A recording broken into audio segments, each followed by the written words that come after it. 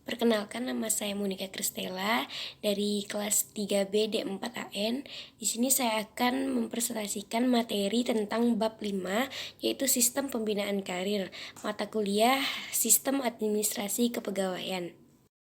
Sistem Pembinaan Karir berdasarkan Undang-Undang Nomor 8 Tahun 1974 dan Undang-Undang Nomor 43 Tahun 1999, pembinaan PNS dilaksanakan berdasarkan sistem prestasi kerja dan sistem karir dan dititik beratkan kepada sistem prestasi kerja.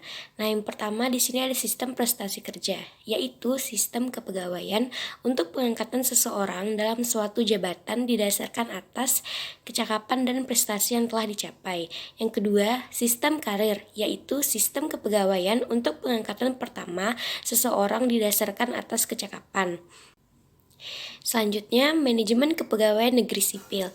Manajemen pegawai negeri sipil adalah keseluruhan upaya-upaya untuk meningkatkan efisiensi, efektivitas, dan derajat profesionalisme penyelenggaraan tugas. Fungsi-fungsi manajemen PNS meliputi 1. Perencanaan, 2. Pengadaan PNS, 3. Pengembangan PNS, 4. Penilaian, 5. Penghargaan, dan 6. Pemberhentian dan kesejahteraan. Nah, selanjutnya saya akan menjelaskan tentang formasi PNS. Menurut PP nomor 97 tahun 2000 dan PP nomor 54 tahun 2003, formasi PNS adalah jumlah dan susunan pangkat PNS yang diperlukan dalam suatu satuan organisasi negara untuk mampu melaksanakan tugas pokok dalam jangka waktu tertentu. Nah, di sini terdapat tujuan formasi. Tujuan formasi itu adalah agar dalam satuan organisasi negara dimaksud dapat mempunyai jumlah dan mutu pegawai sesuai dengan beban kerja yang diperlukan. Yang B, dasar penyusunan formasi. Formasi disusun berdasarkan 1. Analisis kebutuhan dan penyediaan pegawai, 2. Sesuai dengan jabatan yang tersedia, dan yang terakhir dengan memperhatikan norma standar dan prosedur yang ditetapkan oleh pemerintah. Nah, selanjutnya jenis formasi PNS. Jenis formasi PNS terdiri dari yang pertama ada formasi PNS pusat dan yang kedua ada formasi PNS daerah yang terdiri dari formasi PNS daerah provinsi, formasi PNS daerah kabupaten, dan formasi PNS daerah kota. Nah, selanjutnya penetapan formasi PNS. Yang pertama ada formasi PNS pusat. Setiap tahun anggaran ditetapkan oleh menteri yang bertanggung jawab di bidang pendayagunaan aparatur negara setelah mendapat pertimbangan kepala BKN. Yang kedua, formasi PNS daerah. Pemerintah daerah provinsi, kabupaten, atau kota yang setiap tahun anggaran ditetapkan oleh kepala daerah masing-masing setelah mendapat persetujuan tertulis menteri yang bertanggung jawab. Selanjutnya, pengadaan PNS. Menurut PP nomor 98 tahun 2000 dan PP nomor 11 tahun 2002, keputusan KABKN nomor 11 tahun 2002, yaitu yang pertama proses kegiatan mengisi formasi yang lowongan. Kedua, mulai dari perencanaan, pengumuman, pelamaran, penyaringan, sampai dengan pengangkatan menjadi PNS. Nah, di sini saya akan menjelaskan tentang proses kegiatan pengadaan penerimaan CPNS. Yang pertama ada pengumuman. Pengumuman ini adalah pengumuman ini yang dimaksud diumumkan seluas-luasnya melalui media massa atau bentuk lainnya dan diumumkan paling lambat 15 hari sebelum tanggal penerimaan. Yang kedua ada persyaratan. Nah, di sini persyaratan itu dimaksud adalah CPNS harus memenuhi persyaratan yang telah ditentukan. Di antaranya harus warga negara Indonesia, usia minimal 18 tahun dan maksimalnya 35 tahun, dan persyaratan lainnya. Yang ketiga ada pelamaran.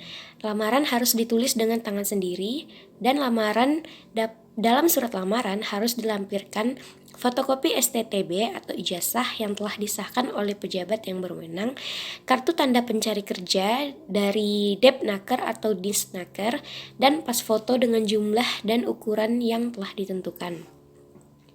Yang keempat ada penyaringan. Penyaringan ini meliputi pertama pemeriksaan administratif, kedua panitia ujian, ketiga tugas panitia ujian, keempat materi ujian, dan kelima ujian, dan yang terakhir ada pengumuman pelamar yang diterima.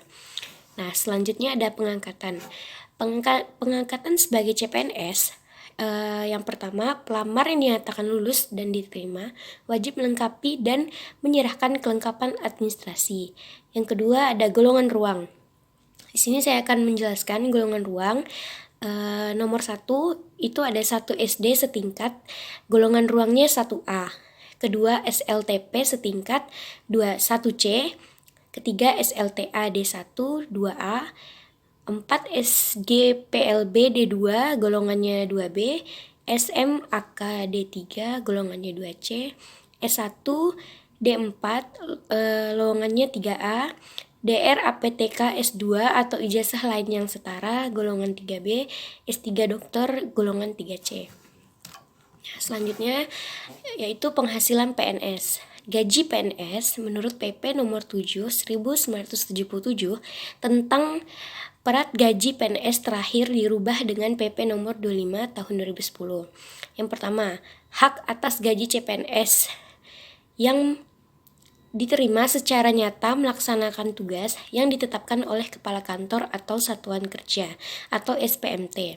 Yang kedua, bagi CPNS yang penempatannya jauh dari tempat tinggalnya. Yang ketiga, dianggap telah melaksanakan tugas sejak yang bersangkutan berangkat ke tempat tugas. Keempat, dibuktikan dengan surat perintah perjalanan atau penugasan. Gaji adalah penghasilan PNS yang terdiri atas yang pertama gaji pokok, 2 tunjangan keluarga, 3 tunjangan jabatan apabila menduduki jabatan, dan yang ketiga tunjangan lainnya yang berlaku bagi PNS. Nah, selanjutnya pengangkatan CPNS menjadi PNS. CPNS yang telah menjalankan masa percobaan minimal 1 tahun dapat diangkat menjadi PNS dalam jabatan dan pangkat tertentu yang telah ditetapkan oleh PPK atau pejabat yang ditunjuk apabila telah memenuhi syarat. Nah, selanjutnya pemberhentian calon pegawai negeri sipil PSL 18 PP nomor 98 tahun 2000 dan PP nomor 11 tahun 2002. A. Diberhentikan dengan hormat, yaitu dengan syarat mengajukan berhenti, tidak sehat, tidak lulus diklat perjabatan, dan sebagainya. Yang ketiga, diberhentikan tidak dengan hormat, memberikan keterangan dan bukti tidak benar, dihukum penjara atau kurungan karena melakukan kejahatan, dijatuhi hukuman disiplin berat, dan sebagainya. Selanjutnya, pendidikan dan pelatihan PNS. Menurut PP nomor 101 tahun 2001 adalah upaya yang dilakukan bagi pegawai negeri sipil untuk meningkatkan kepribadian, pengetahuan, dan kemampuan sesuai dengan tuntutan persyaratan jabatan dan pekerjaannya. Nah, Pasal 31 Undang-Undang Nomor 8 Tahun 1974, Undang-Undang Nomor 43 Tahun 1999 menyatakan bahwa untuk mencapai daya guna dan hasil guna yang sebesar-besarnya, diadakan pengaturan, pendidikan, serta pengaturan dan penyelenggaraan latihan jabatan PNS yang bertujuan untuk meningkatkan pengabdian mutu, keahlian, kemampuan, dan keterampilan. Selanjutnya, penilaian PNS. Daftar penilaian pelaksanaan pekerjaan dalam kurung DP3 menurut PP nomor 10 tahun 1978 dan Se-KA BAKN nomor 02 SE 1980. Nah, itu memuat hasil penilaian pelaksanaan pekerjaan selama setahun, Januari sampai dengan akhir Desember. Kedua, merupakan salah satu bahan pertimbangan dalam rangka pembinaan kader PNS. Ketiga, penilaian dilakukan pada akhir bulan Desember. Pejabat penilai baru berwenang menilai bawahan langsungnya apabila telah 6 bulan membawahi pegawai yang akan dinilai. Nah, selanjutnya pengujian kesehatan PNS menurut PP nomor 26 tahun 1977. Kedudukan pegawai negeri sipil yang bertugas memberikan pelayanan kepada masyarakat secara profesional, jujur, adil, dan merata dalam penyelenggaraan tugas negara dan pembangunan sangat membutuhkan kesehatan jasmani dan rohani yang baik. Nah, untuk itulah diperlukan pemeliharaan kesehatan dan pengujian kesehatan bagi PNS tertentu dan CPNS yang menjadi PNS. Selanjutnya, penghargaan. PNS yang telah memenuhi kewajibannya sebagai PNS dan memenuhi syarat yang ditentukan dapat diberi penghargaan atau kepercayaan berupa yang pertama, kenaikan pangkat PNS. Yang kedua, pengangkatan dalam jabatan struktural atau fungsional. Yang ketiga, Satya Lencana Karya Satya. Sekian penjelasan saya tentang bab 5, sistem pembinaan karir.